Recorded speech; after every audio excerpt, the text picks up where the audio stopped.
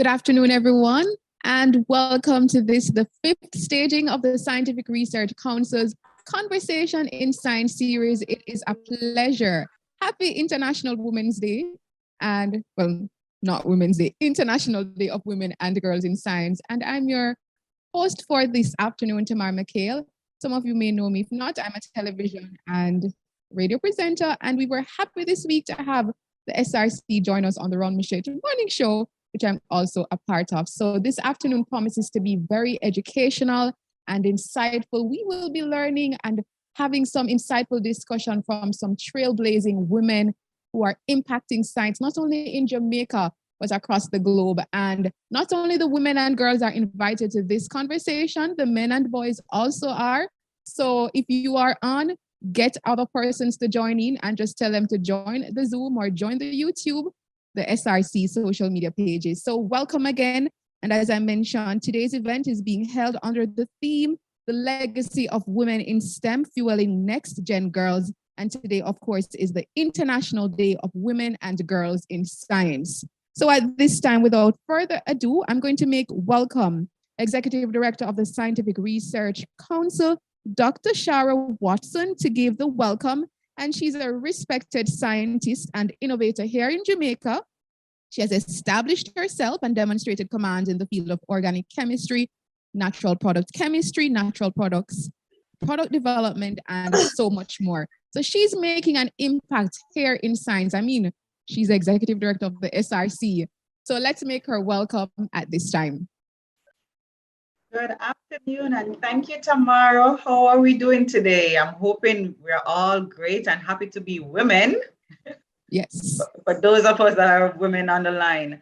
Masters of Ceremony, Tamara, Honorable Minister Flavel Williams, Minister for Education and Youth, Honorable Daryl Vaz, Minister of Science, Energy and Technology. Ladies and gentlemen, those of you that are there at the SRC, and those of you that are joining from all over the world through our various social media platform, good afternoon. And of course, welcome to the fifth staging of the SRC's cutting edge and engaging program, Conversations in Science. It is indeed my pleasure and privilege to bring welcome to you this afternoon in my capacity as the Executive Director here at the SRC, Jamaica's principal public agency in the Ministry of Science, Energy and Technology, with the responsibility for fostering and coordinating scientific research and the promotion and application of the results from those research. Today, we are here on this International Day of Women and Girls in Science.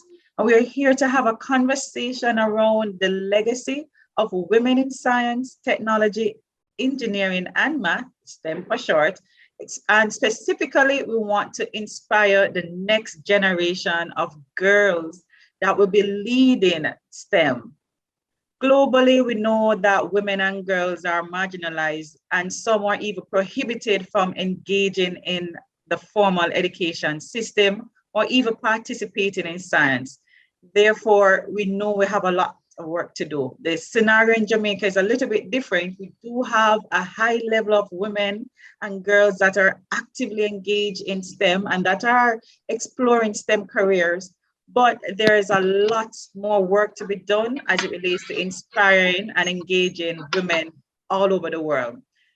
I know that we have a role to play here at the SRC. We do have a tremendous responsibility in helping to encourage and have that gender equality when it comes to empowering and inspiring girls and youth in general, because we're not leaving out our men or our boys any at all, right? So today's event is one such event in which we are bridging the gap and we're having the necessary conversation that will lead to the positive change that we want to see.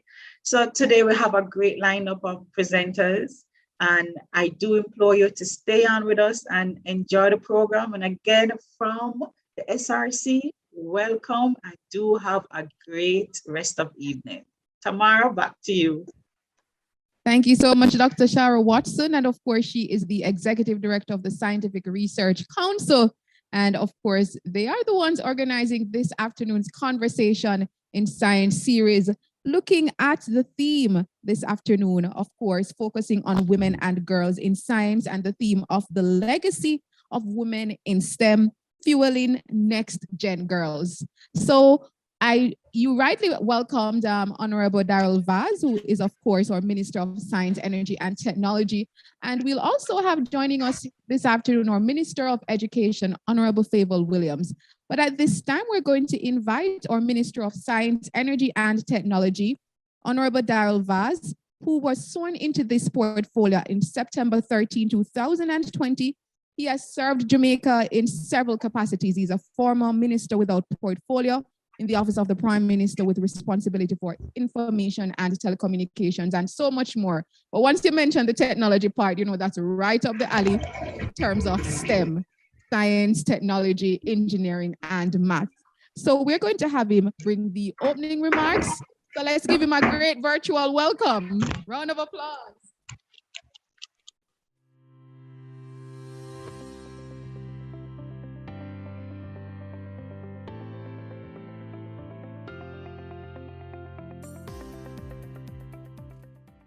Distinguished ladies and gentlemen, let me extend heartfelt Happy International Day of Women and Girls in Science to all our female scientists and science enthusiasts, both at home and abroad. It is with great delight that I join the Scientific Research Council on this day's commemoration through its Conversation in Science series, dedicated to honoring the legacy of women in STEM, fueling next-gen girls. This day holds great significance on both the local and international stage, as it provides yet another opportunity to promote full and equal access, as well as participation in science by our women and girls.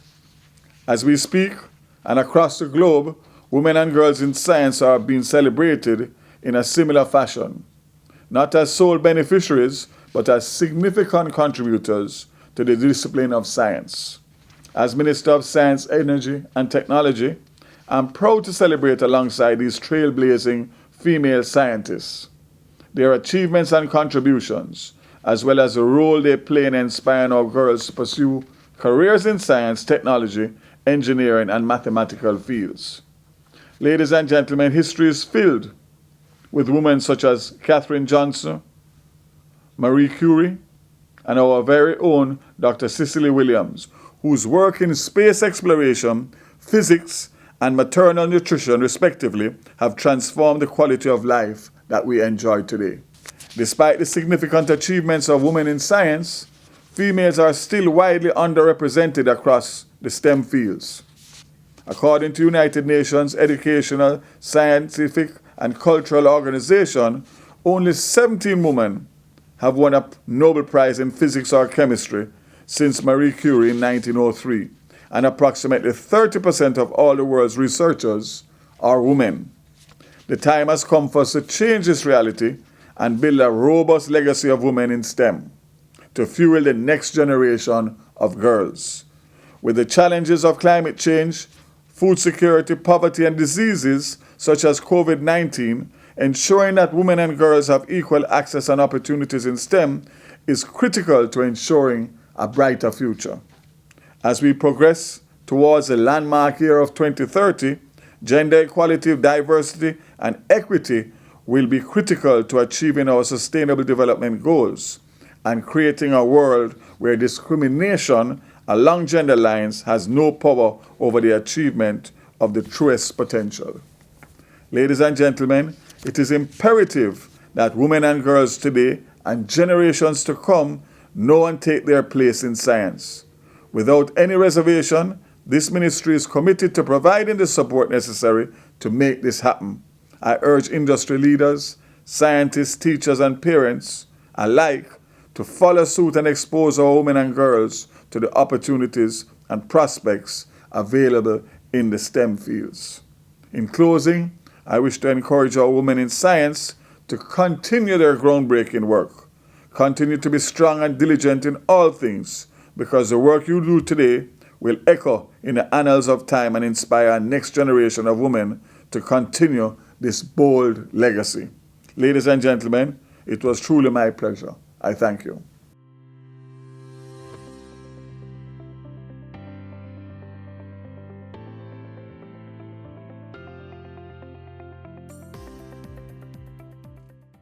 We are about to give an overview of the event, and we're being joined by Ms. Cavell Hilton, and she is the coordinator for Science and Technology Education Unit at the Scientific Research Council, which is where we're at this afternoon. And I was mentioning that she herself not only works at the Scientific Research Council, but is also an entrepreneur in STEM.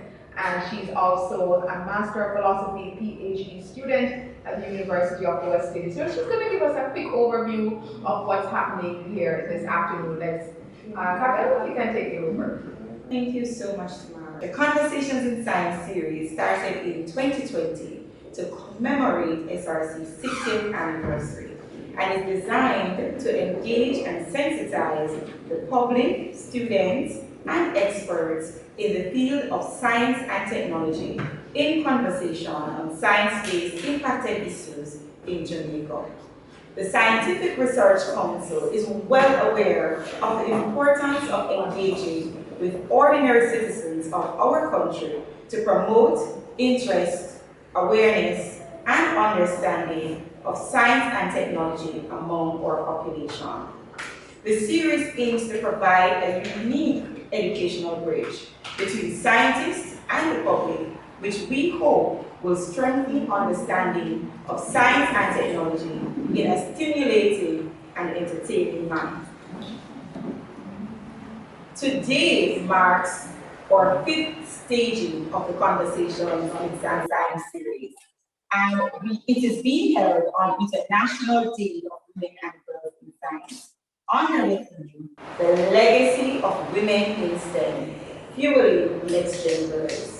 Our guest speaker, presenters, and panelists, which consist of trailblazing women leaders, scientists, and academia, will highlight the legacy of women in STEM and their significant role in mentoring and inspiring the next generation of girls.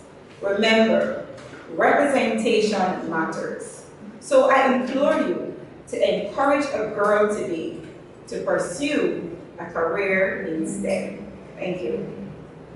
Thank you so much, Ms. Hilton. And as she just mentioned, representation matters. It is indeed crucial. While we await for Minister, I think the IT team is still sorting that out. We're just going to quickly look at some of the objectives here of this afternoon's Conversation in Science series, because it is indeed crucial, as Ms. Hilton outlined. And some of the major objectives here this afternoon is to promote positive role models for boys and girls, because we do have to admit we need that. We need our young women, and we need our young men to know that science is a viable option and that they can make some good money. I mean, like you speak of the engineers, they're making good money. So there is so many opportunities for them. It's to celebrate the contributions of the scientific community to national growth and economic development, because nothing can be achieved here in Jamaica or across the globe without science, right? It's to increase the attractiveness of science and technology to students, because that is indeed crucial, to foster curiosity and interest in science. So I'm going to admit, when I was in school, I was one of the art students, but I was, quote unquote, what them called, right? But science, I did love some of the science subjects, not all of them. So, for example, like physics though, oh my gosh, I'm sure some of the students who are joining, or even some of the adults who are joining, can attest that physics was not the easiest of subjects for me, because I was not a math lover, right? And physics has like calculations and so forth. But some of you, I applaud you, which is why I applaud all the scientists who are here, or the budding scientists. Because trust me, to do all of those formulations and all of those calculations, your brain power is super, right? And another objective here this afternoon is to provide the general public with accurate information to help them understand the challenges that directly involve science, such as climate change, food security, or vaccination. And that is so crucial because, as Minister Darren Vard earlier mentioned, And Minister Val, of course, is the Minister of Science, Energy and Technology. He earlier had mentioned in terms of the sustainable development goals and the importance of equality in science. So those are some of the major objectives here. All right, so minister is on, and of course that is the Minister of Education and Youth, the Honorable Favour Williams. And she is a woman of, several firsts. She's the first female member of parliament for the St. Andrew Eastern constituency. That's actually my constituency, right? Yes. And she's doing good work, yes. So she's the first female member of parliament there. She's the first female to be a minister in the Ministry of Finance and the Public Service. And guess what, ladies and gentlemen, boys and girls? She's also the first female Minister of Science, Energy and Technology. So that is crucial. That is the cusp of what we are discussing here this afternoon. So without further ado, put up your virtual hands, your virtual hearts, and let's make Minister Favour Williams welcome. Okay, good afternoon, everyone. Thank you, Madam Master of Ceremonies. Let me acknowledge as Minister of Science, Energy and Technology, and of course is Permanent Secretary at the Ministry of Science, Energy and Technology, Mrs. Carol Palmer, Dr. Watson, Executive Director of the Scientific Research Council, Mrs. Hilton, Coordinator, Science and Technology Education Unit, also at the SRC, Dr. Olive Jean Burrows, Executive Director, National Commission on Science and Technology, Mrs. Felicia Ricketts Graham, Principal of Western STEM Academy, Ms. Vassal, Youth. May I begin with commendations to the Science and Technology Education Unit of the Scientific Research Council, SRC, for organizing this, the 5th Conversation in Science series. I'm sure all our attendees will benefit from the wealth of knowledge to be shared by our panelists. It is, of course, fitting that today's event is taking place on the International Day of Women and Girls in Science, under the theme, The Legacy of Women in STEM, Fueling Next Gen Girls. This speaks to how we can create an environment and opportunities for girls and women who are able to visualize and bring to reality their role in creating a future for all through the sciences. And I am delighted to be able to share with you today. I'm also happy to state the obvious, that it does not take much research to establish or point to the fact that women have played a significant role in scientific discovery and science education over many years. Locally and internationally, women have been mentors and guides and continue to lead in this sector currently. The name Marie Curie comes easily to mind as one of the more well-known pioneers of research in science, and who remains the only scientist to win Nobel Prizes in 2 scientific fields. After studying in France, Madame Curie became a professor of physics and opened a laboratory to study radiation. After the discovery of radioactivity in 1896, she isolated the new elements. For the first time, there are 2 new elements, radium and polonium, and she isolated these for the first time. She also developed a method to isolate radium for observation. In 1903, Madame Curie won the Nobel Prize in Physics for her work on spontaneous radiation. Her work on radioactivity earned her a second Nobel Prize, this time in chemistry, in 1911. Much earlier in the 17th century, there were other women who transformed the fields of botany and zoology. In the 1670s, Maria Marion collected and observed living moths, butterflies, created catalog of European insects. By working from life rather than preserved specimens, Miriam added vibrancy to the understanding of zoology. After publishing several illustrated books, she traveled to South America with her daughter to continue the work. And we are reading about her work today. In the then Dutch colony of Suriname, Miriam studied indigenous animals and plants in their natural habitats. Once she returned to the Netherlands, Miriam published her naturalist study of Suriname, helping to shape modern zoology and botany. Most recently, the world was awakened to the role of African American women in the development of American space technology through the movie Hidden Figures.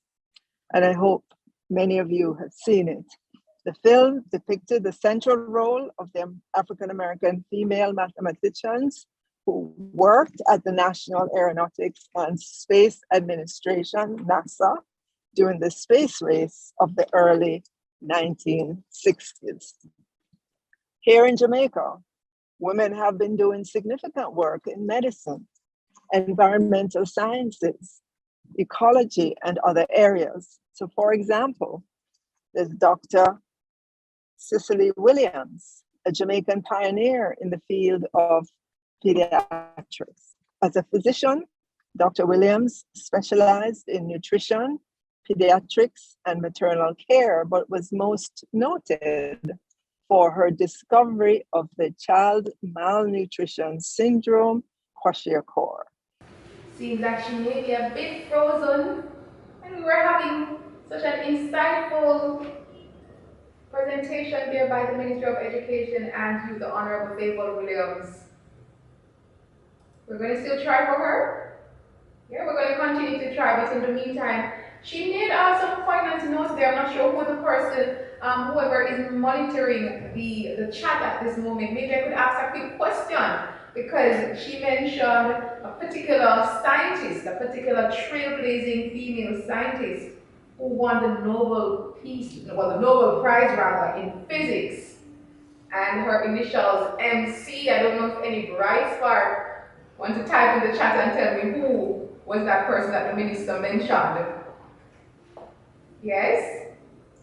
While they look at the chat, there may be a special prize, you never know. You know?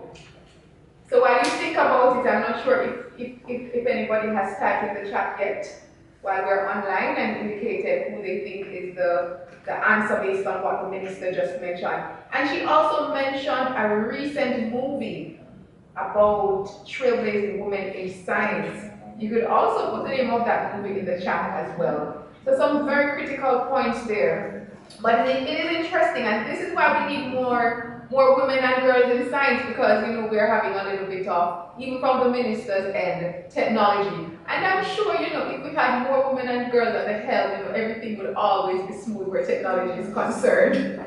Because when it comes on to the women and the girls, not to bash our men, because we love you the men and the boys, but the women, trust me, we get things done smoothly all the time, right? Am I right? Just give me a thumbs up. Alright, so this of course is the Scientific Research Council Conversation in Science series. It's the 5th staging, and we have much more in store. We have an esteemed panel, but of course today is International Day of Women and Girls in Science, and the theme is the legacy of women in STEM, fueling next-gen girls. And we're going to get ready for our very important panel discussion.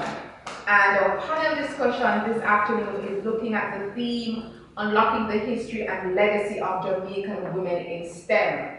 And any bright spark, type in the chat and tell me what is STEM, right? Listen, all of you in the chat should know what is STEM, because you're all the scientists or the budding scientists there. So if you type and let me know, I'm sure the person monitoring can tell me who is the first person that has answered. Right? Are you seeing anybody answering it?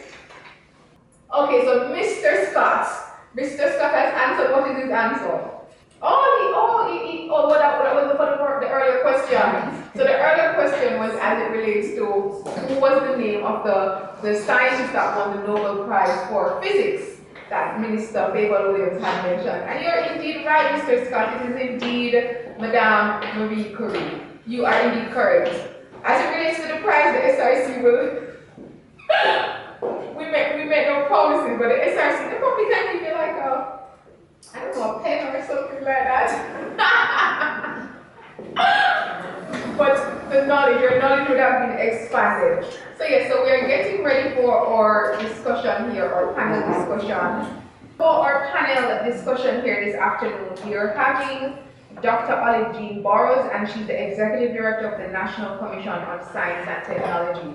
And you may be wondering why, we're going to hear from this lady, right? Dr. Burrows. One of the things I've noticed about all of you ladies in science is that all of you either have your PhD or you're on the road to having your PhD, and it is very impressive, trust me. So Dr. Olive Jean Burrows is a Jamaican scientist with both local and international experience in food product innovation and quality systems implementation. As I mentioned, she's the current executive director of the National Commission on Science and Technology. And I remember speaking earlier this week on Running Show with Dr. Burrows, so it's nice to see you in person. You're as lovely as you sound on the radio. And she received her Bachelor of Science honors in Biochemistry Microbiology from the University of Westminster in London, England. Nice. She also has a Master of Science in Food Science and Human Nutrition from the University of Florida, Gainesville. PhD in Food Science and Biotechnology from Rutgers University, and she's a Fulbright Scholar and an OAS Graduate Scholarship recipient. Trust me, I could go on. She is quite accomplished, right? And that's amazing, being a Fulbright Scholar and all. We also have joining us here on the panel this afternoon, Shade Vassell. And Shade Vassell is a passionate 24-year-old youth advocate who is invested in career development and mentorship of young Jamaicans, right? And Shade is in the capacity as a youth leader, advocate, and scientist. So we have a nice balance here. Young, very young, and a little bit, no, they're not old, just a little bit mature, right? So we have mature and youthful experience here this afternoon. Also, we have on the panel Dr. Grayson Jr., who is the research scientist, product research and development here at the Scientific Research Council. And also joining us is Miss Felicia Ricketts-Graham, who is the principal of Western STEM Academy. And Miss Graham has blown up on social media lately and traditional media because of her very impactful story as a young lady in science and also Jamaica's youngest principal. So we are indeed happy to have two of our panelists joining us here in person and the other two joining here virtually. And the other panelist, of course, joining us here in person is Dr. Grayson Jr., who I mentioned is a research scientist here at the Scientific Research Council, who is also very much accomplished. She's a highly experienced food scientist, nutritionist, and chemist with a PhD in nutrition and over 10 years of experience in food and natural products research and development. All right, so you've been hearing my voice so much, so we're going to jump right into the discussion. All right, so I'm going to start off the panel discussion because obviously today being International Day of Women and Girls in Science, that is the cusp of what we're discussing. And I want to start things off with Dr. Olive Jean Burrows. Dr. Burrows, why is it so important to get more of our women and our young ladies involved in STEM, science, technology, engineering, and math? Okay, so the legacy of women in science is very old. Actually, the Minister of Education, the Honorable Favour Williams, actually mentioned one of the group of women that I plan to start with, because this is not new. Women in science is really not a new phenomenon.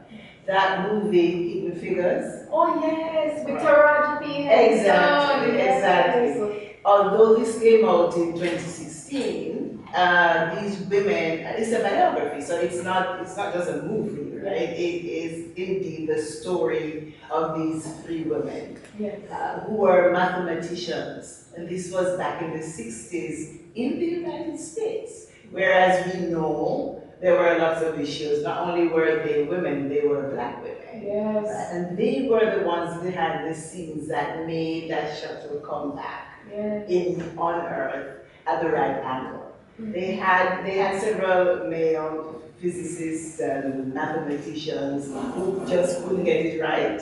And it was this, there's one in particular, there's one in particular who she was still alive when the movie was aired in 2016, and she gave her version of the story. But she was the star of the show, so to speak.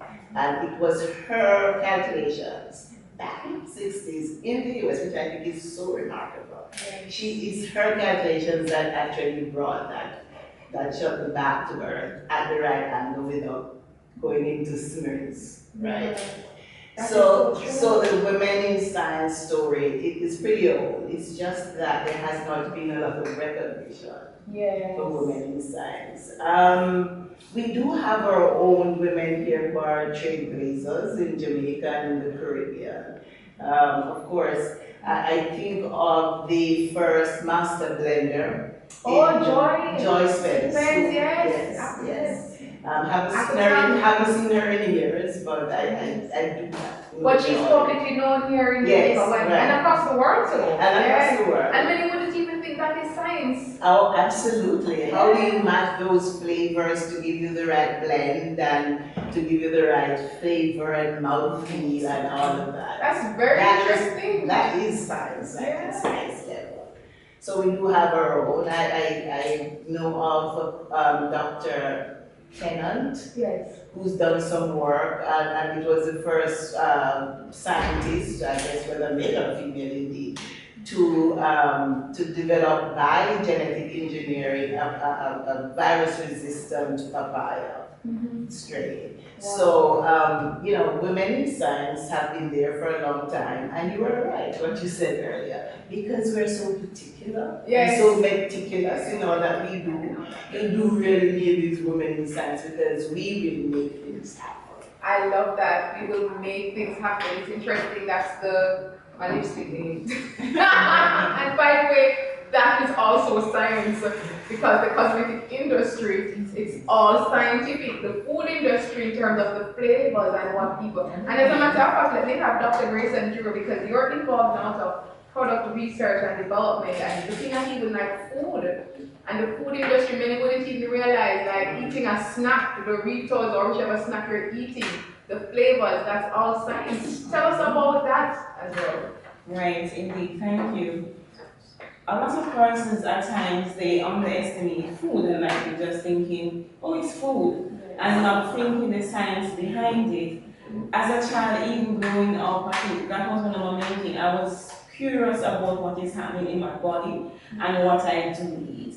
At times, persons may see me and think that, oh, she doesn't eat things that's not so healthy and stuff like that. But my main thing is understanding what I eat. And when I understand what I eat and the whole process that takes place within the body, then I can better make my choices. I can heat the pizza. I know what amount of energy that I'm being consumed. And then from then, I know what to do so as not to gain so much weight. Right. And then you have to work out. Right. So science is everywhere, as it is known. It is everywhere. It is the atmosphere. It is everywhere. We can't exist without the science.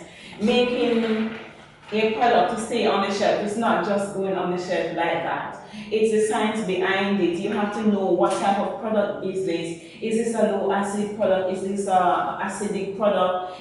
What it is. And when you know and understand your product, then you're better guided as to what type of packaging material will I need to put this product in. Also, when you know the constituents of the product, say, just simply say a nut, which is in fact, you know that you have to package it a certain way because this product will become rancid over time. So you know that, okay, I need, maybe using terms, we use what we call a triple barrier packaging material. Wow. Because you want to know that you will blocking out oxygen, you'll be blocking out the sunlight and stuff like that, that will increase the rate at which this product will go off, and you will eat this and start not and saying, this don't really taste that good. So science is everywhere, and it is in our food, as you were mentioning, the blender. You have to know the flavors, you have to know what complements what. You have to know what you can put together or they don't go together at all, right? So it helps in everything that we do, and we're a nation that we do love to eat. Yes. So when you understand what you can put together, what you can put together in your meal, even at home, it helps. Indeed. It helps. Indeed, very crucial points there. And I mean, it even lends itself to entrepreneurship, because you here at the SRC, you help a lot of entrepreneurs, a lot of persons with whatever products that they're implementing. Share with us the usefulness or the vitalness of that role here at the SRC in helping a lot of entrepreneurs to develop their products and brands. Thanks for that question. Yes, at the SRC we are particular or peculiar in nation growth, to put it simply.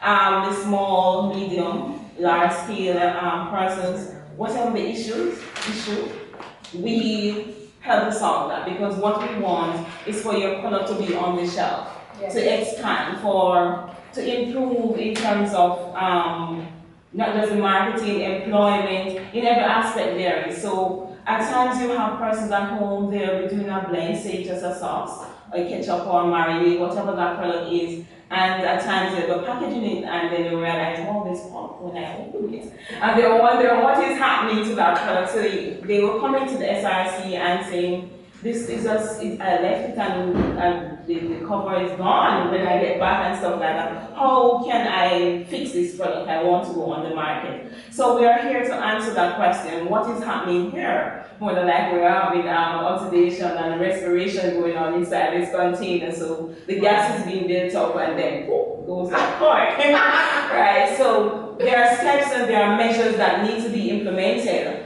that basically to reduce or to eliminate that from happening, so that your product can be stable on the shelf. So whatever the issue, whatever the product may be, it can be baked goods, it can be sauces, it can be beverages, whatever that product is. Yes, thank you so much, Dr. Grace and Junior. We're continuing our conversation in science series, of course. We have an esteemed group of panelists here, all trailblazing women in science. We earlier heard from Dr. Olive Jean Burrows, Executive Director of the National Commission on Science and Technology, and we just had a talk with Dr. Grace and Junior, research scientist at Product Research and Development here at the Scientific Research Council. Today is, of course, the International Day of Women and Girls in Science, being observed under the theme, the legacy of women in STEM fueling next gen girls. And of course, our panel discussion here this afternoon looking at unlocking the history and legacy of Jamaican women in STEM. So unlocking that history, by the way, we're going to talk to a bit of the even younger folks, because these ladies are all still young,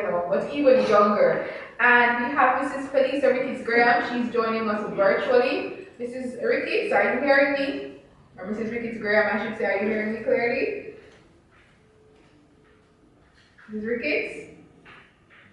Yes, she is. And of course, she is the principal of Western STEM Academy. And as I mentioned, her inspirational story has been reaching many. We're going to have her share a little bit of it because she is the youngest principal in Jamaica. She's still in her mid-20s, early 20s, and that's an amazing feat. So, Mrs. Felicia Ricketts, of course, you're a young lady in STEM. Tell us about why you decided to venture along this route, especially for a young woman at that. Well, STEM for me is life. STEM, science, it's all about life. It's everything around us, science, technology, engineering, and mathematics. So I don't think I had a big choice to play in this. I mean, everything around us is STEM. And from I was a little girl, science and technology would intrigue me. In high school, I just loved how passionate my teachers were. From a very young age, I was always passionate about STEM. That's fine. Passionate about science, passionate about how we can use science and technology to actually fuel the future. All right. So, Ms. Ricketts, I'm going to move on and I'm going to come back to you in a bit, all right, while they finalize what's happening here on the ground. So I'm going to go back to Dr. Burrows. So we were just talking about, the food industry, the cosmetic industry, and all the different avenues where science impacts. So some of the younger students who may be even tuning in here this afternoon, they may want to know what are the range of career options available to them in science, because automatically you may think you have to be like a great scientist or an astronaut or go to the moon or become a science teacher, but I'm sure there's so many other career options. So share with us a bit of them. Well, Dr. Juna mentioned that she's a food scientist. I myself, I am a food scientist as well, but I've done a lot of other types of research. And don't not be a science teacher. Yes, that's a good one because Miss Riggs is one. Yes, and that is where you need to start. Because my journey really is started when I was 10 years old in first form at Manny's High School and saw copper sulfate that looked like clear crystals when it's dry or in the container. And then when it got hydrated in water, it became blue. Oh, wow! The science encompasses a lot of professions and a lot of things that you can do. Yes. Of course, I would start with being a science teacher, yes. A food scientist, an engineer is a scientist, yes. Right? Engineering. It's any of those professions where you're using science and technology as the basis of what you do. There's the environmentalist who studies what is happening in the environment, and a very necessary group of scientists as well. They're the agricultural scientists. I was talking to a friend of mine this morning, and I was saying to her, yeah, oh, did you realize that today is International Day for Women and Girls in Science? I said, oh, I didn't know, and I'm in agriculture, and I'm a scientist, so, so there is that various areas of agriculture, and there are the botanists who just study plants and plant diseases, etc. For science too, there's the medical sciences, right? Yes. The medical technology, those persons in the lab who look at the blood samples and see what the blood looks like and what the levels are and can then help the doctor to make a diagnosis. There's so many, right? But it traverses all areas, right? Medical science, environmental science, food science, the chemical sciences, the physicists are scientists. Yes. So it's a myriad of professions that you can go into. Myriad of professions indeed. Thank you for sharing that, because as you mentioned, though not even a science teacher, because we were just talking to Mrs. Ricketts Graham, and she is a science teacher, but she's also an entrepreneur because she has her own institution. So she's also not having to work for anybody. She's running a business, but at the same time, she's following her passion. So I think it can be multifaceted as well in science. And you would agree, Dr. Junior, right? Right. Okay, so share with us why you think that it can also be multifaceted. By the way, would you say like a hairdresser or a nail tech is a scientist? It is. Yeah, because they have to use the chemicals and so tell us. Understand. Yes. Right. As I think we mentioned earlier, in the cosmetic field, yes. That you have, it is science, because even the bar soap, the liquid soap or whatever soap that you use, it is science. So as I said, science is all around us. So it's not just, persons might look at it as being abstract, oh, it's science. But science is needed to produce solution. So we have to know what is happening, so then we can go about and get the solution for it, right? And that's what, so in our own sense or word, we're all scientists, yes. Right? We're all scientists, we're always trying to find a solution for something. So you have added even to that, you have the nutritionists, right? You have the dietitians. You have, as I say, it's a myriad of occupation that you can have. The chemist, the engineer, whoever making medicinal chemistry, the synthetic chemist. So you go about, you do the research.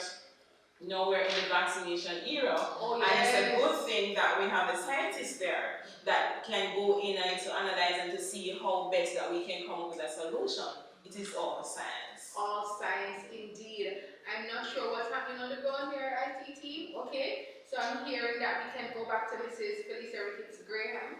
And earlier you were speaking, so we're just going to continue that conversation. And in your capacity as one of the youngest principals here in Jamaica, but also the CEO of Western STEM Academy, how is it that you combine your passion in science but also being an entrepreneur? Is that a challenge or you find that it works? For me, it works. It actually works combined with entrepreneurship. Can you hear now? Yes, I'm here. Okay.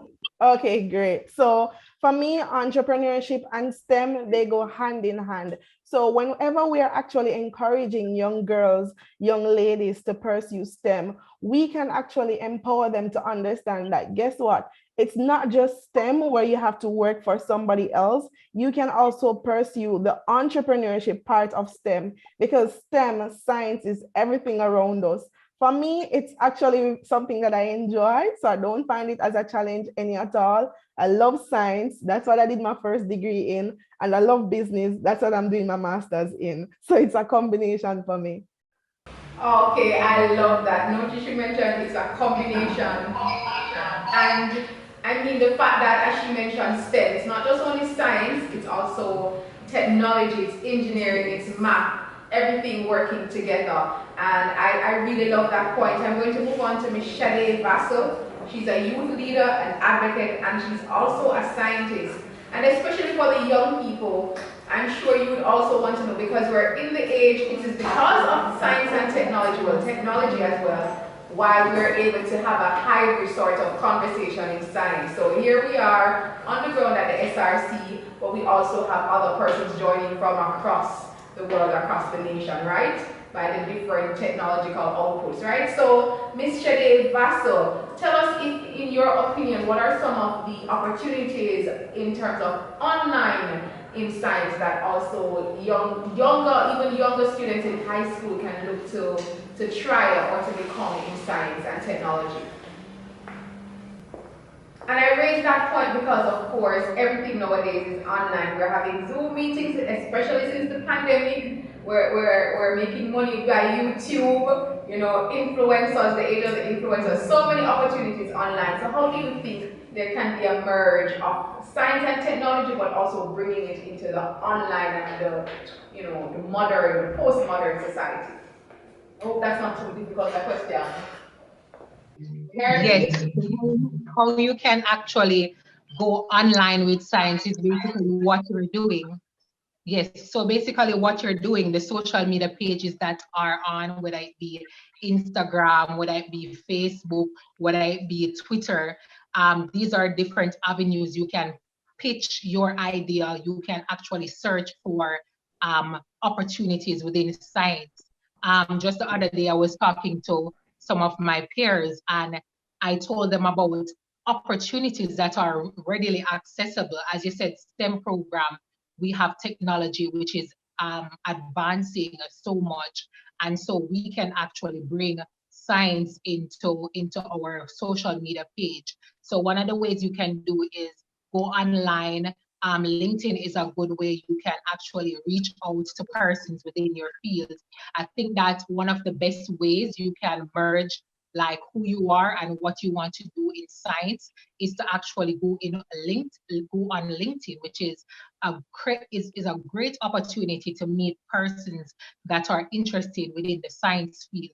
So you can meet persons within the science field, such as HR managers who are from SRT, and you can meet some of these persons online on LinkedIn, and you can even send them a message and even ask them to have a session with you to tell them to understand what it means to work within a career field within science. So I think that nowadays it's readily accessible. It's not like 10 years before. It's readily available, and once you reach out to persons who you are inspired by within the science field, they can definitely help you.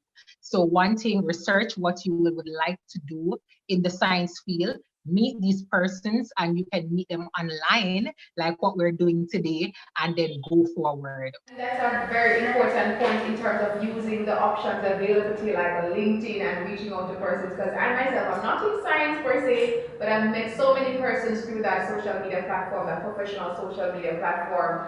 And in fact, the usefulness of using online to put forward the recognition and bringing forward some more knowledge of women in science, because Miss Ricky, it's just going back to you.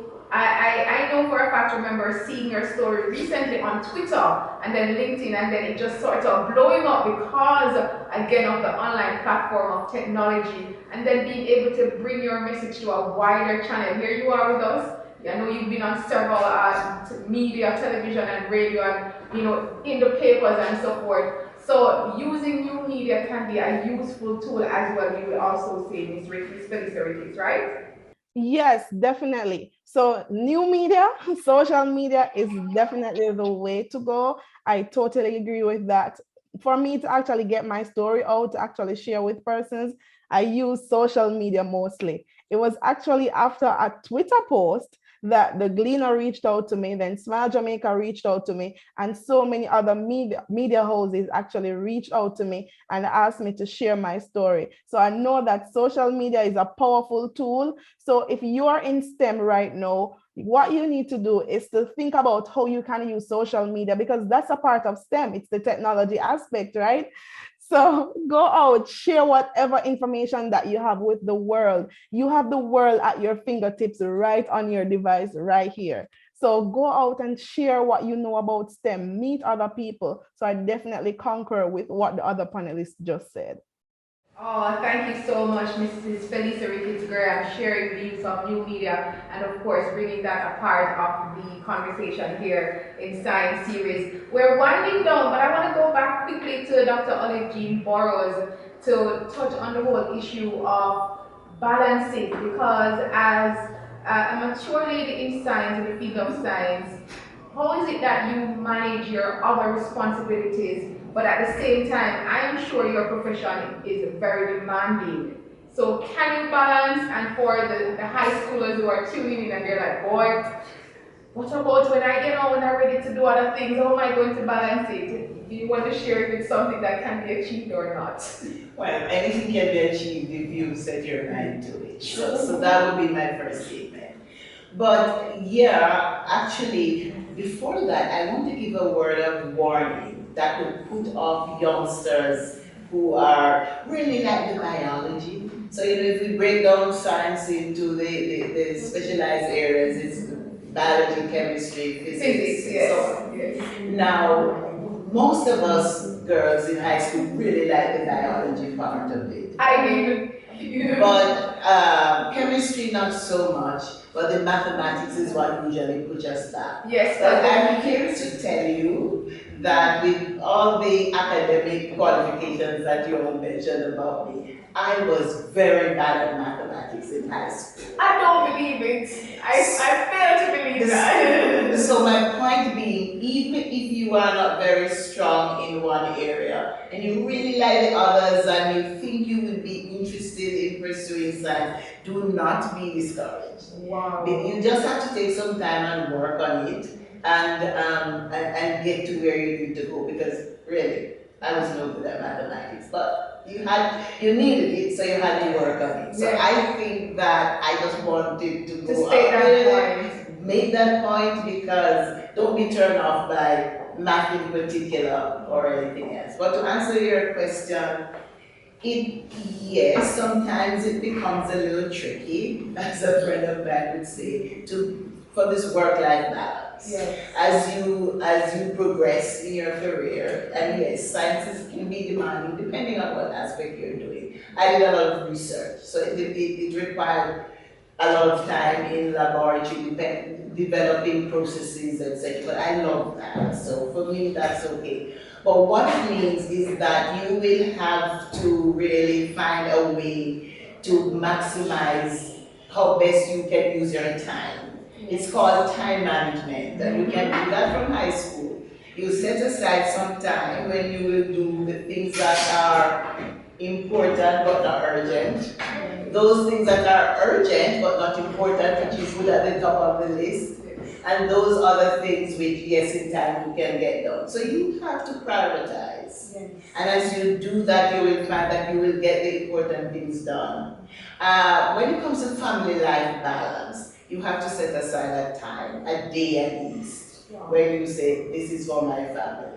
I did my master's when I had a 4-month-old child. Right? Wow. And overseas. And there were family members who were not supportive of it at the time, but that's when I got my Fulbright scholarship. Wow. And I'm thinking, do you pass up this opportunity? Yes. And I had a supportive nuclear family. Yes. And this was my firstborn, and it's a baby. And I went to University of Florida, and I did it. Not because you're some superwoman or you're, trying to create waves or whatever, but this was an opportunity that I decided I did not want to miss. So I had to manage my time, prioritize, as I just mentioned, and get on with it. Yes. And with the support, yes. With the right support, you get it done. So this is what I would say, balance your time. That's a very inspiring word here, Dr. Burrows. I mean, the fact that especially, being pregnant or having a 4-month-old and doing all that you did, but as you just mentioned, it's prioritizing your time. And if you, as the younger generation, as the students here in high school, the girls who have those aspirations and ambitions, if you start now to prioritize your time, that habit will take you very well, even into your adult years. Dr. Junior, I'm not sure if you want to touch on that as well. Okay, what I say to the young ladies is that do not be turned off from science. A lot of the time persons say, all the bright people do science or stuff like that. If you have a passion and that zeal, and at times it's not coming forth at the time that you want it to come forth, but there's that inner drive that you have, I would encourage you to continue. One of my, if we all know Anthony Parchment, Olympian, yes. And on his journey, he wasn't a great athlete. He was not even an average athlete. But he continued because he had that inner drive to continue. He jump over, fall over the hurdles, and he continued. So what I'm saying to I was going to say us young ladies, but yes, us young ladies, is that do not be deterred by the hurdles, do not be deterred by the mountain, do not be deterred by financial constraints, do not be deterred. What you need to do is to get a mentor so that they can be able to guide you along the way. They will help you to navigate the path, because at times, not having that support, you may fall and wander away. But just get a mentor so that you will be able to go along no matter what it may be. You will be discouraged. I remember earlier doing my PhD studies, I was there one day and a professor passed by and said, "What happened? How is it going?" And I'm saying, I feel like giving up this thing. I can't manage that. And his words were to me that's it.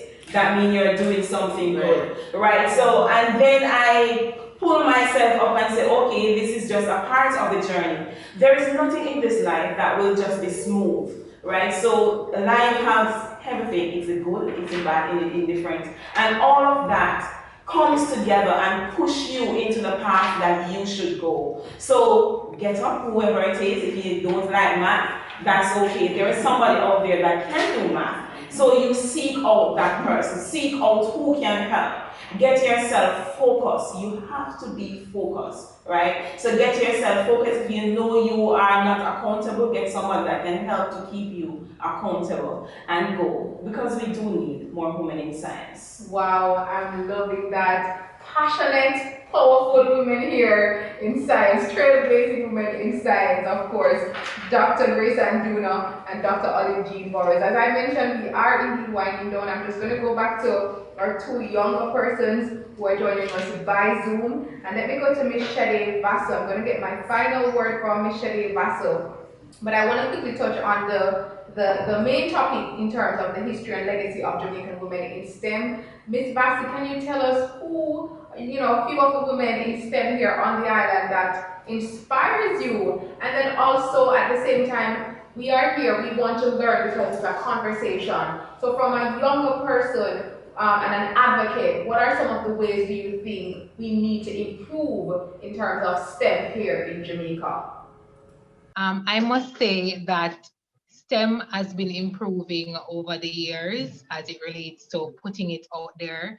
From I was at a younger age in primary school, I was a lover of maths. I loved maths so much, and because I was a problem solver, I just went into the science field because I love solving problems.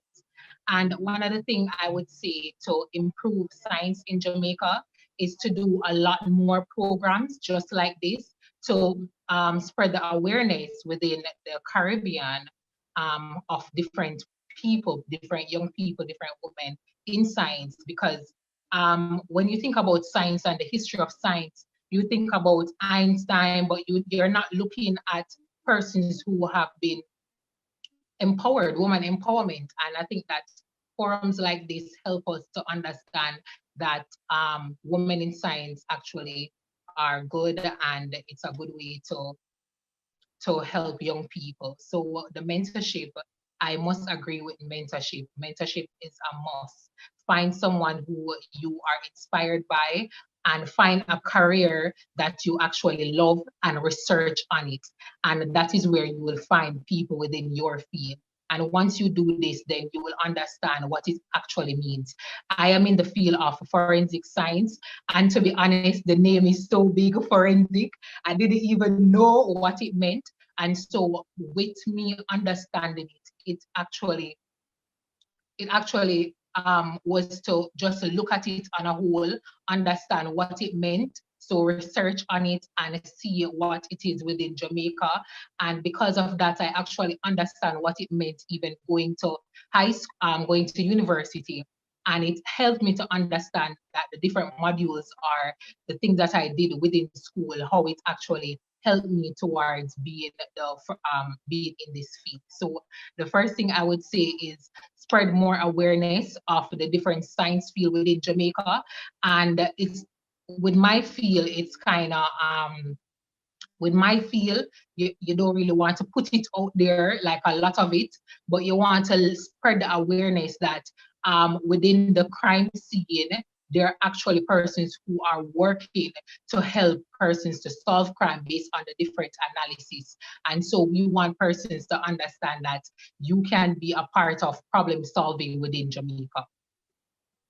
Indeed, and I love that coming from young Michelle Vassal, passionate 24-year-old youth advocate, scientist, and so much more. And of course, she's also an entrepreneur, YouTuber, and content creator. And nowadays, I understand why you could speak so eloquently on the combination of new media in science. All right, so we have, I understand, a question in the chat. Before I go to that, I'm going to get a quick word in from Miss Felicia Ricketts Graham, because we, again, just to get the views of the younger, even the younger persons here on what else we can do, because of course, they're lauding the SRC's conversation in science series and saying we need more of this. So from your standpoint, Mrs. Ricketts Graham, what else do you think can be done to bring even more awareness of the contributions of women in science here in Jamaica? And yeah, tell us your quick thoughts. Right now, where we stand, I must say thank you so much for hosting this. Thank you, SRC. This is a very good initiative. We're going in the right direction. What can be done? We have to start from very early. We cannot wait to introduce STEM when students reach high school or tertiary education level. We have to start from very early. So that's something that we're leading in at Western STEM Academy. We're starting STEM as a core subject. So just as how you have math and English and science, STEM is a multidimensional approach to education. So the students are exposed to that from as early as the early childhood level. Students should also be exposed to career counseling as a core subject from grade 1, so that we can be exposed to the different careers, because Ms. Vassal mentioned earlier that whenever she heard about her current career choice, she didn't really know what it was until later on in life. So what we have to do is to ensure that students are exposed to the other careers that are involved in science. Because truth be told, many students, whenever you say science, the only thing that they can think about is probably an astronaut or a doctor, and we don't have that passion, right? So develop the passion from a very young age, support, mentor, and educate. The female, oh, you didn't ask me about the female scientists, but the female scientist that I really admire is really Dr. Cicely Williams. She did a lot of work in maternal and child health. So we want to actually allow these persons, allow these stories to actually go right across. Everybody should know about Jamaican scientists, Jamaican women in science from as early as the early childhood level of education. Yes, indeed. And I love that point because it is International Day of Women and Girls in Science, but in America it's been observed as Black History Month. A lot of times we think Black history is just for the Americans and they showcase the African American scientists, but here in Jamaica we have our own Black women in science who have made significant contributions globally. So we laud and we applaud what everyone here is doing. All right, so in the chat, someone is asking, and I'm going to pose this question to either Dr. Jean Burrows or Dr. Grayson Jr. You can decide, or both of you could answer depending on your area. But someone is asking, what are your thoughts on homeopathic medicine or natural remedies for cures as opposed to traditional pills and medical treatment? You both can share. Or we can share. So we will have Dr. Burrows answering, and then we move on to Dr. Junior. So the first thing is that's one of the areas that the NCST that I head is looking at legislation around getting that as a part of the legislation to be controlled and to be able for Jamaicans to use that. Wow. Because we know from our grandmothers, those of us who are a little older, that when we were kids, we got the fever grass when you had a fever. And even if you grow up in the country like me, yeah, you're still young, but I grew up around those areas too. Exactly. You had a number of home remedies. Yes. Research, and that's where the science comes in again. Research has shown, has been able to look at these, be able to find what the active ingredients are and how they work. And so you have now titratable levels, meaning levels that you know exactly how much you can use for it to be effective. And because we are able to control levels and all of that, I applaud that. I am all for it as long as we've done the right research and we know control levels, etc. Because guess what? The pharmaceutical stuff is filled with a lot of what they call excipients, just other things to make it up, and a very small amount of the active ingredients, and it's costly. Yes. So if we can have our own natural remedies without all the artificial stuff added to that, then I am all for that. And yes, Jamaica, we are looking at natural remedies for nutraceutical industry. I love that. I love that point because I remember even the other day, well, probably like a month ago when I was ill, and my mom told me to mix up like the turmeric, the garlic, and the ginger. What does she tell me? And boil that up with honey and drink it. And I tell you, it was like magic. And I was still, but the truth is, I was still taking off the counter the pharmaceuticals. But trust me, I think the natural remedy also helped. So, as you rightly mentioned, there is indeed a space for that. So, Dr. Junior, want to address this question? Right, indeed. What I would say everything or each sector has their place. We have gone because all these medications, they are derived from plants. That's the origin of, usually. You may have derivatives of that, means the principal, the core of it is from the plant. And then we might can add a thing there and add a thing there to increase its activity and stuff like that. Yes, I'll agree that the medicinal or the synthetic plant or the synthetic medication do at times, and I'm not promoting medicine or any of them, But they do at times will bring along with it other negative, right? So you are taking a tablet for something and you're creating another issue that you may be taking another tablet to soothe that issue with. The same goes with the plant. You have to know the plant too, because if you take a plant, per se, you have blood issue, and you want to thin the blood or something like that. One of the popular ones is known as the Guinean weed. It's a blood thinner. It has other beneficial effects just the same. So you'll be taking this medication or you'll be brewing or whatever you are doing and taking this plant. Yes, you get the benefit originally, and then what you continue because you don't know the added impact that it causes. So everything you have to be aware. Even the medication that you're taking, what I do is read. We have the internet. So you can read around what you are taking to let it be more, when we take it, it's more conscious and more informed thing. It's for the same for the fever grass, we know the growth taking from the country. I'm a country girl. Everybody knows the St. Thomas girl.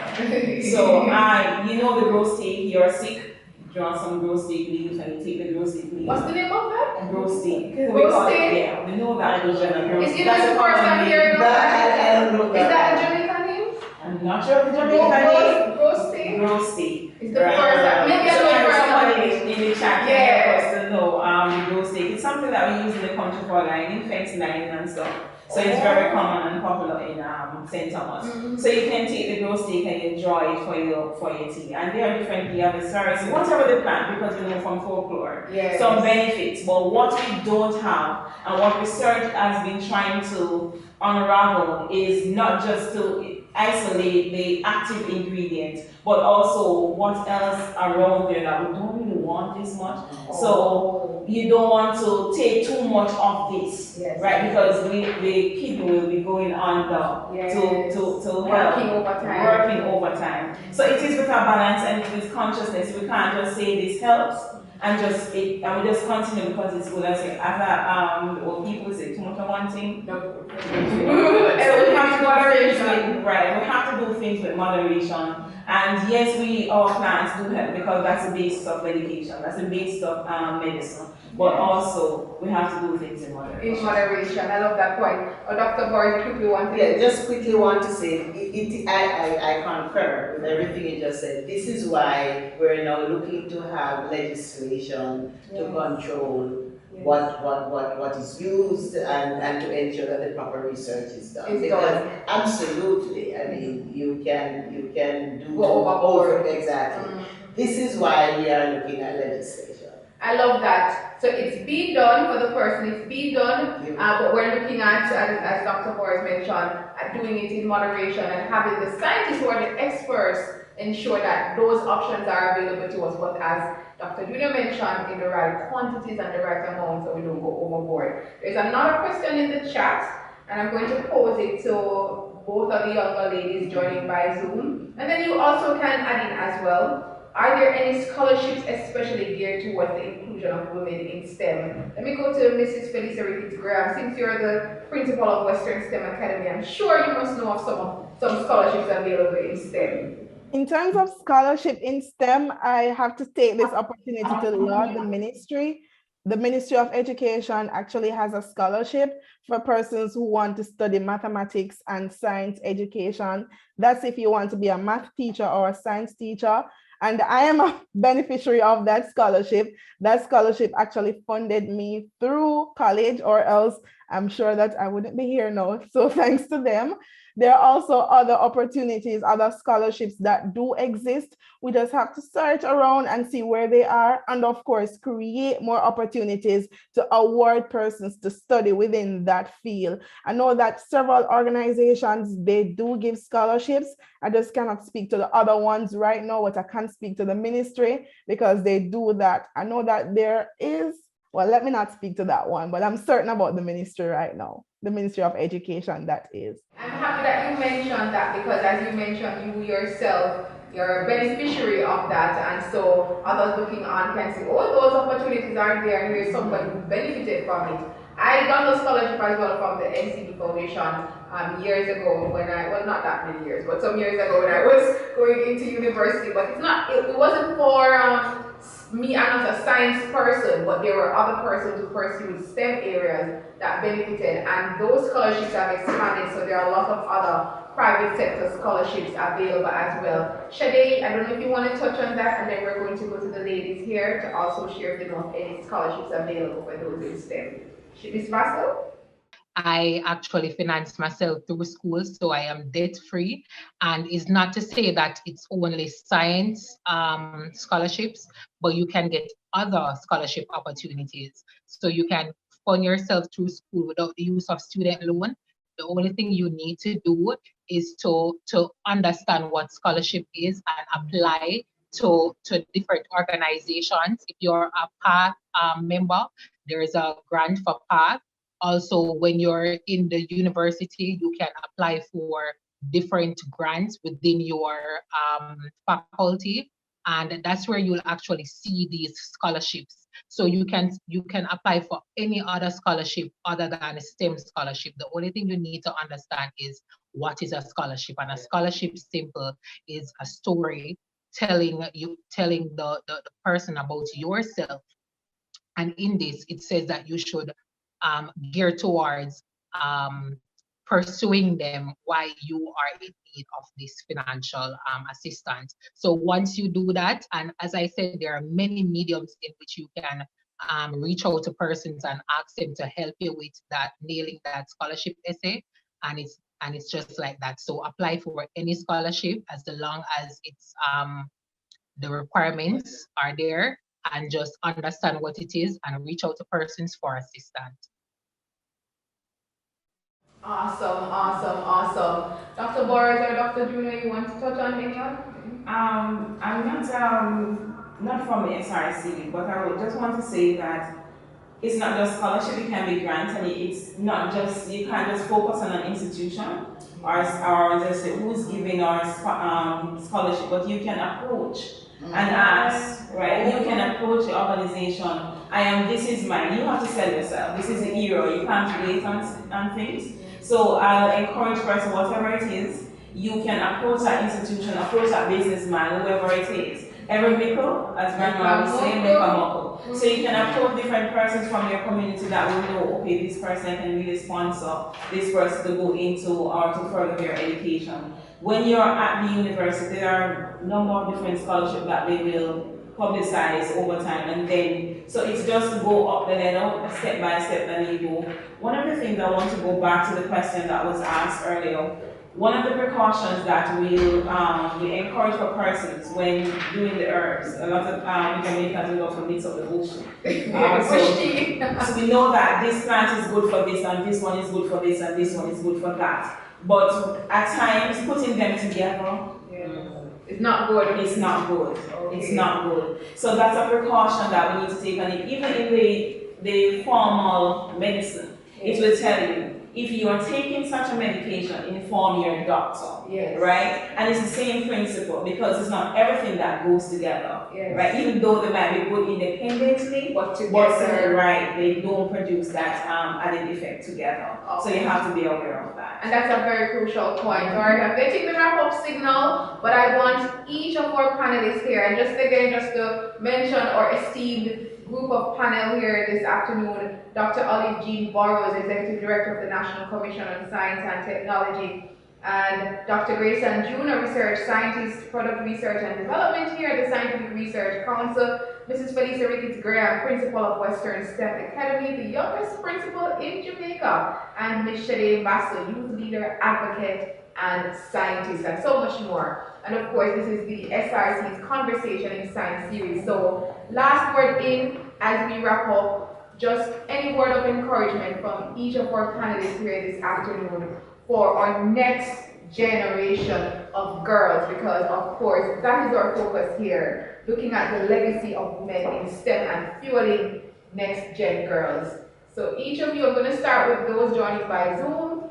either Miss Ricketts, I'm going to go to Miss Ricketts again, and then Miss Basso, just one word of encouragement that you would want to share to the next generation of girls. I know you guys are still next generation, but even those in high school, because you're now in your 20s, so those even in high school, what would you want to say to them? So my main advice for young persons, the next generation of women and girls, do not sit and wait for opportunities. Go out and create those opportunities. No one has to give you any handouts or hand you anything as it relates to STEM. You can create that opportunity. Even Western STEM Academy, it wasn't something that was given to me. It's something that I created from the ground up. And you too are powerful. You can create something for yourself within STEM. So that's my encouragement to you. Do not wait for opportunities. Go out and create them. I love that. I love that. Thank you so much. That's a very crucial advice. Go out and create your opportunities. Okay, Miss Basso, you next. My advice to women and girls within science is to dream big and be inspired. Find the career field that you want to go into and get mentors. Find mentors so that they can understand you, so that you can understand that career field at an early age, so you can decide what you want to do. And doing this going forward, look for opportunities such as scholarships so that you can fund your education and you will be good. Awesome, awesome. Thank you so much. All right, Dr. Grace Andruno, who is here in studio with us. What I say, once you can imagine it, go for it. I'm a faith believer, so I always say, not because the door is closed, doesn't mean that it's no. It might be just directing you to something else, right? So I'll encourage you to put God in the vessel, whoever you created, one, you may call him Jehovah or whoever it is. I'll say to put him in the vessel and let him direct you. Do not be deterred by a closed door. Just continue to go. You are sufficient to realize your dream with God by your side. I love that. I love that. And Dr. Olive Jean Boris, she will give her final remarks as well. You can share with us. So, Dr. Junior, I am right here with you as a believer myself. No, science and technology is the tool that we need for national development. So we have to be engaged in that. What I would like to say to young women and girls is that science is not just for the bright, as somebody mentioned earlier, because that's what I heard in my times. Like, oh, you can't bother because it's for those who are bright. And it's not something that's abstract, that, oh, you go and you write this paper and nothing happens. Everyday science is in everyday life. Yes. For those who want to be entrepreneurs, there's a plethora of young women now, or Dr. Watson, yes. Dr. Delahaye from the ministry. Oh, yes. There are a number of women who've used their training in science to become entrepreneurs, yes. And successful one at that. Yes. So if you want to own your own business, which is perhaps the best way to go if you can do it, you need, science is one of the really good routes to get here. Indeed, indeed. And we have women here at the Scientific Research Council. Ms. Hilton as well, she's an entrepreneur. We have, of course, Ms. Felisa Ricketts as well. We're at Western STEM Academy. So as you rightly mentioned, there are the opportunities are endless. That's the word, endless. All right, so thank you everyone for joining in the panel discussion. We are not over, but we just want to thank our panelists again. That was a very fruitful, engaging, informative, and insightful discussion. I myself learned a lot, and I'm not even directly involved in science, but trust me, I'm feeling very much inspired, and I'm sure those who are joining in virtual land have felt inspired as well. So let's give our panel a big round of applause, a virtual applause. Let me see some virtual applause going up and some thumbs up. Yes, yes, going up. It's been a wonderful afternoon, and at this time, it's the moment that we've all been waiting for. Giveaways! Alright, so I know we all love giveaways. I love giveaways. I can't win a giveaway though, unfortunately. Let me just quickly let you know what the questions that were asked. So one of the questions was, what was the theme of the last Conversation in Science series? and when was it held? And then one of the other questions is name one sponsor for the Conversations in Science series events. The other question was the Next Gen Girls Science Program targeted young ladies of which age group, right? And the fourth and final question was the Honorable Minister Fable Williams became the first female Minister of Science, Energy and Technology in which year? And of course, we heard from her earlier speaking on the importance of having women and girls in science. So at this time, I hope I'm pronouncing your name correctly, Pari Valesha, and she's a student of the Immaculate Conception High School and senior member of their STEM club, and she serves as executive of SSTS Regional Executive. I hope I'm pronouncing your name. If I didn't, please forgive me. When you come on, you can correct me. But I have Pari Valesha. Let's make her welcome as we move the vote of thanks and then get ready to find out who the winners of our giveaways are. Good afternoon to all. It is indeed my pleasure to be here today. A special thank you to our guest speaker, Honorable Fable Williams, our Minister of Education, for taking the time out of her busy schedule to come to this meeting and share a few words. This discussion was very informative and interesting, especially when it was shared the story of women in STEM and how they've become successful. Your speech motivated me even more to continue to show my passion towards STEM. It would not have been would have not been the same without your presence today. I would also like to thank Honorable Darrell Vaz, our Minister of Science, Energy and Technology, for giving the opening remarks and sharing your thoughts about the women in STEM and motivating the next generation to pursue their dreams in this STEM field. I would also like to thank our host, Tamara Mikhail, for always keeping us engaged in this discussion. Lastly, I would like to thank everyone who came out and spoke, as well as the people who attended. Lastly, before I go, I would like to leave you with a quote by Edward Teller, which says, "The science today will be the technology of tomorrow." So all the ladies who want to pursue their career in STEM, I implore you to work hard towards your dreams, and I'm sure success will follow behind you. Once again, thank you for coming out here and sharing with us. It was a great pleasure. Thank you.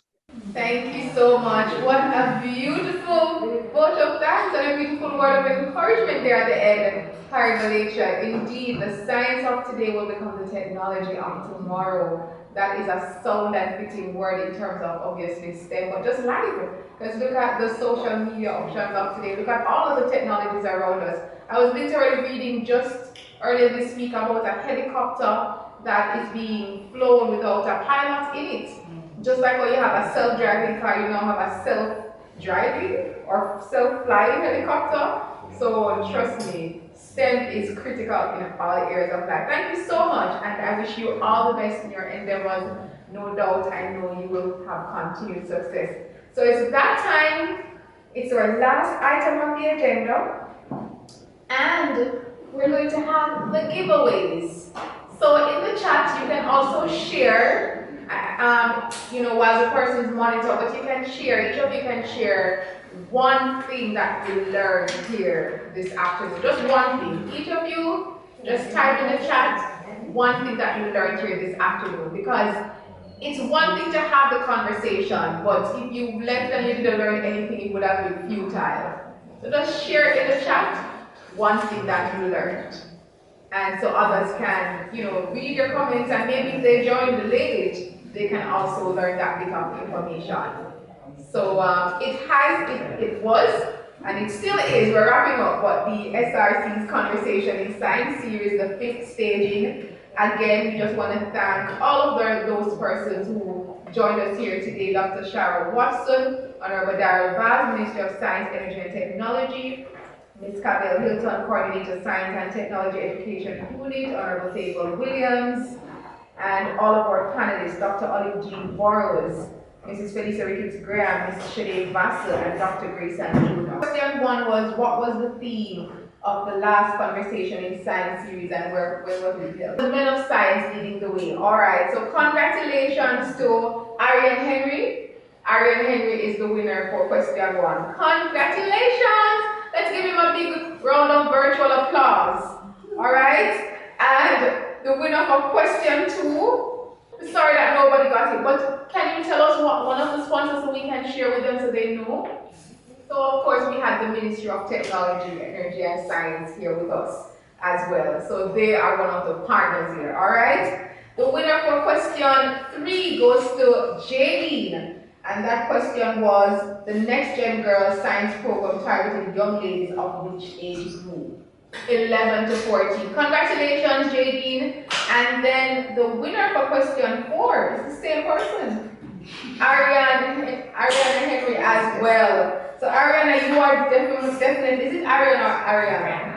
Ariana Henry, you are definitely informed. And it was the Honorable Minister Favour Williams became the first female Minister of Science, Energy and Technology in which year? And we did say it earlier, that was in the year 2019. So congratulations to all our winners. We hope you will enjoy your prizes.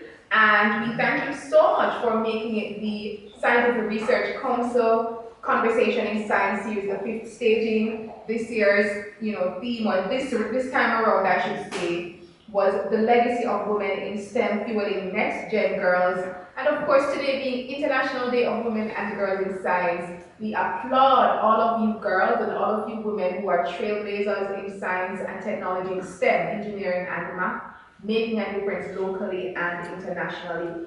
We are truly happy that you attended, and keep it locked to the SRC social media pages, whether on Instagram, YouTube, the website, you name it, for when we're having our next Conversation in Science series. I've been your host, Tamara McHale. Thank you so much for being engaging. So until next time, blessings, and make sure science and technology are guiding you today so you can become the future leaders of tomorrow.